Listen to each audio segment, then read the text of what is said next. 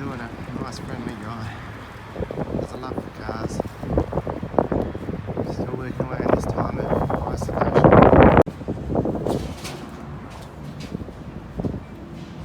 So this is going to be a 5-speed 2 litre. It's a Mk II Cortina.